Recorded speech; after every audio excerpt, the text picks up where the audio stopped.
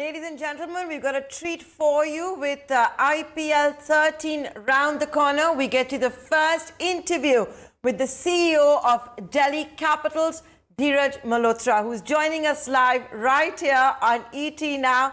Dhiraj, thank you so much for your time for this interview.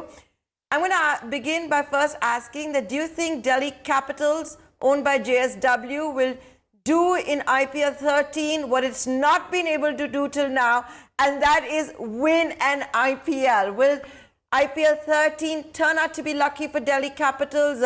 If I could draw an analogy, Chelsea never won an English Premier League, but it did it in the 13th year. Thank you, Nanta. Well, we are hopeful. We are very hopeful that we can break the jinx. We owned by JSW and GMR, just a co-owned team. We have a very young team, very well-balanced team. We have a good mix of youth and experience. We've concentrated on our core players, our Indians. We've concentrated a lot on the Indian strength. So we're hoping that this year we could be a year. We did feel that last year would have also been a year, but last year we qualified, which was an achievement in itself. And we're just hoping that we can take one step forward. Either win or at least make the finals, because we've never played the finals. So that is what the target is. And the number 13 might just be lucky for us.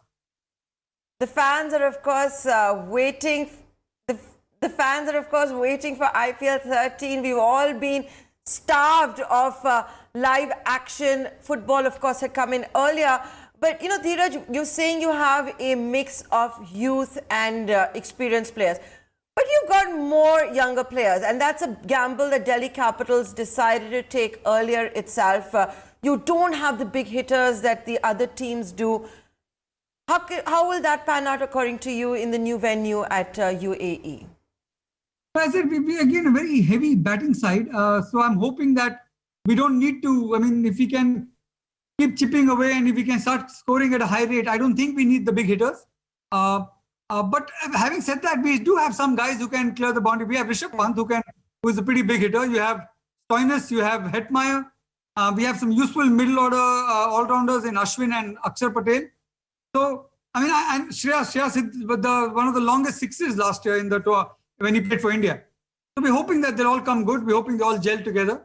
The challenge right now is nobody's played cricket for 5-6 months. So right now is to get them into the groove of playing cricket, get them into the groove of, gelling together.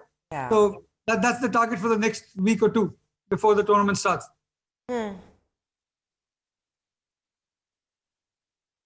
Okay, so the assistant coach, Mohammad Kaif, is with the team at the UAE. Your team has landed. They are in quarantine as mandated for 7 days.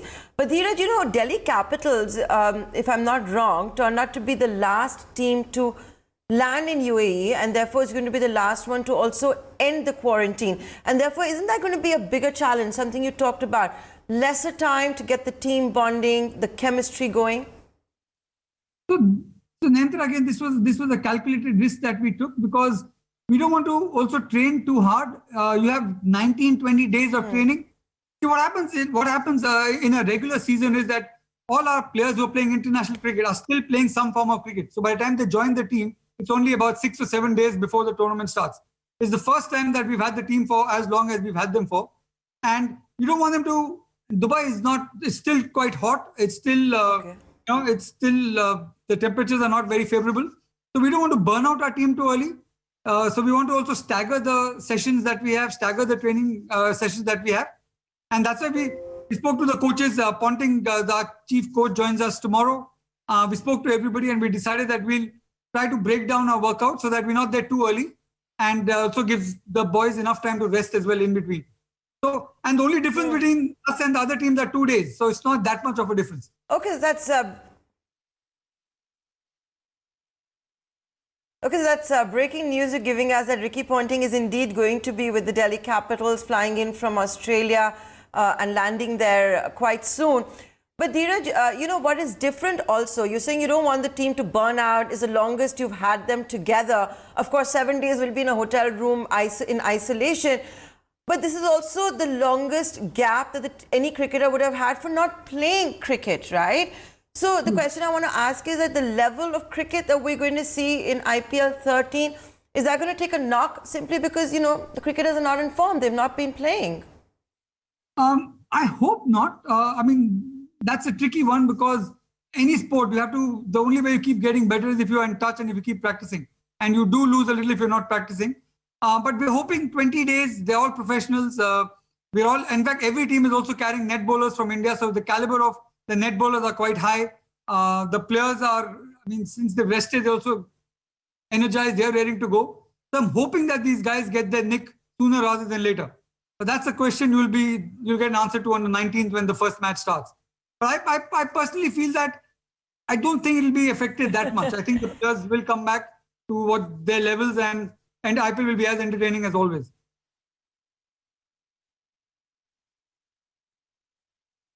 Dhiraj, give our viewers a sense, with the cricketers locked up in isolation in Dubai, how are they spending their time? Has Ricky Ponting given them workouts to do in their room? What are they doing?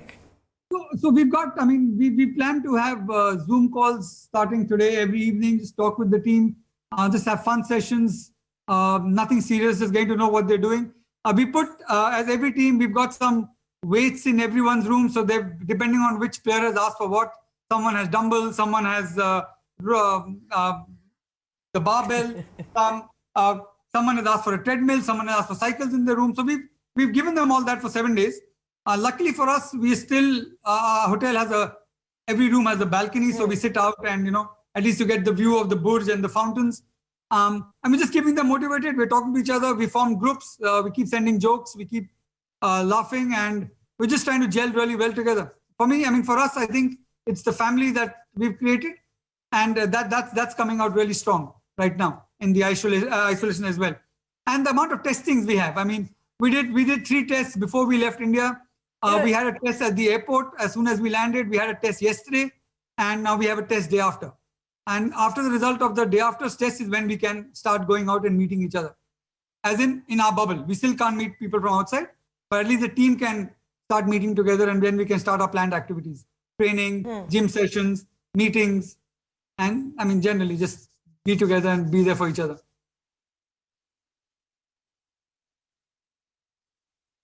It is the Indian Premier League, and at a time when the world is starved of live sports, the 13th edition is not taking place in India. It has to be in Dubai. So, talk to us, Indian viewers. Tell us what's happening. Are all the cricketers from most of the IPL teams in pretty much the same hotels, or has every team got its own hotel? Because that would also help in camaraderie, No, so this time the BCCI guidelines were that every team stays in a different hotel because you don't want to risk it. See, what's happening is we've all taken, everyone's is either at a resort or we have these big hotels where you can actually block a wing. So where we are staying, there's 2 wings, it's east and west. We block the complete west wing. Even though there are 200, 225 rooms, every room will either be taken by a DC player or a DC official or will be empty. Then we've got, you need to have dedicated swimming pools, dedicated gymnasiums, which no one else can use. So it's just, that's why it's easier that you have separate hotels. Yeah.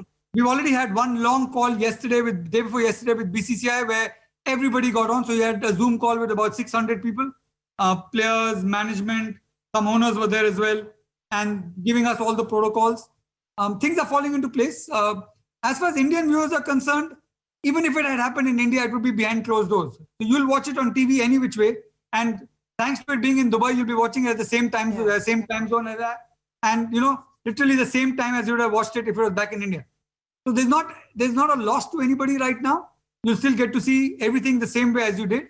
Yes, the stadiums would be empty. Yes, the cheering would be the same. The loud wouldn't be the loud noise and the boost energy that you get when you're playing at home. All that would be different, but I mean, that's the need of the hour, I guess.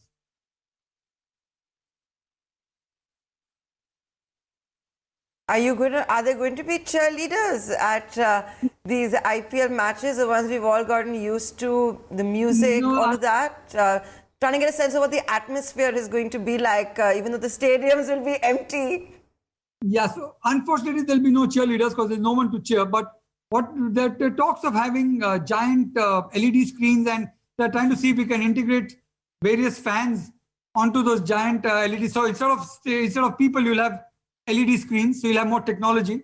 There are talks of maybe having a the recorded, pre-recorded cheering noises and all that. So there are all talks of that. We'll have a clearer picture by next week once IPL has decided how they want to go about it.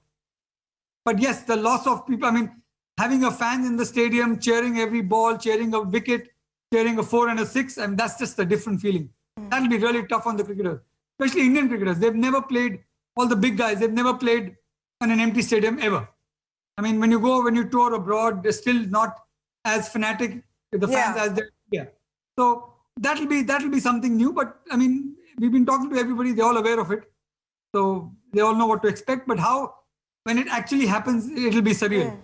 It'll be something we'll have to see how the fans and how the players will face the... Yeah, it is going to be surreal.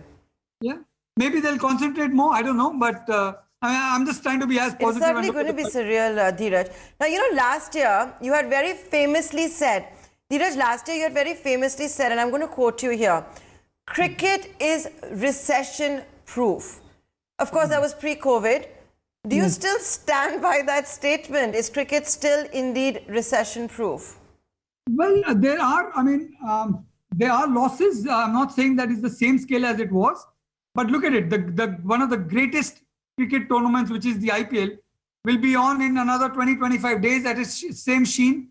Yes, a lot of sponsors are pulled out. Yes, some sponsors are getting, obviously we had to give them a lot of rebates because obviously we're not able to give the deliverables that we promised as per, which is, tickets, hospitality, look and feel, being physically present for tosses and man of the match awards and other such stuff. So, but having said all that, when you watch the match on TV, it'll feel like it's the same as any other IPL. It's not lost its sheen. The TV production, there'll be no shortage. The players, when it comes to the players' facilities, we are doing everything that we can. It's back to as it was. We're not cutting costs. No team, not just us. No team is cutting costs when it comes to what the players need, what the team needs. We are in Dubai. We are all staying in these fancy hotels just so that everyone's comfortable because it's for 80 days. Every training gear, every equipment that was needed has been either bought or carried. So you'll find that there's no shortage. Whereas any other industry, you would still be curtailing costs, cutting corners, where it's not happening in IPL. So I still think I'll stand by my statement that it is kind of recession-proof because it's still going on. I mean, the huge salaries of the players, the bonus incentives, everything, the TV rights, everything is the same. I mean, yes, it made a difference, but not that much. I mean, you could look at it. There are two ways of looking at it. One is saying that you're making huge losses. But where it is going to make a difference, Dhiraj. Now, Dhiraj, where it's going to make a difference, and if the IPL was happening at home under normal circumstances, all of you have an away match, you have a home match. So, for example, your home is the Firozshah Kotla, now called the Arun Jaitley Stadium. You're going to lose out on ticketing revenue. Do you have in-stadium revenue that you're going to lose out on? Advertising. How is that going to be made up for in IPL 13? Are you in conversation with the BCCI? Is anything being discussed on that front? Yeah, so all the teams are together speaking to BCCI. So we're still waiting for answers.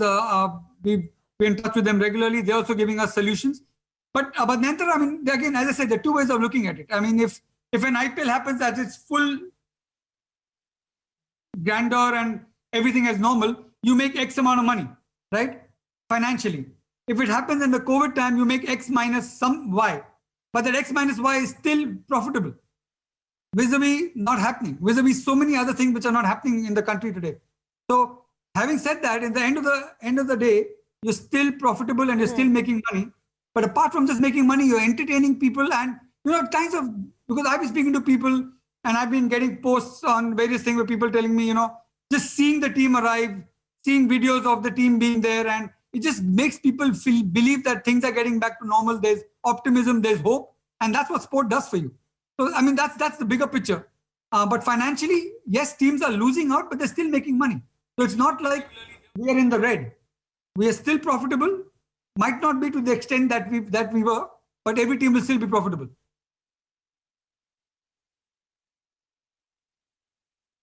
Have you had to perhaps cut down on what you're getting from sponsors? Have they been having those conversations with the IPL team saying that, hey, this has happened, so I'm not going to pay as much as had been contracted? Has that been reworked?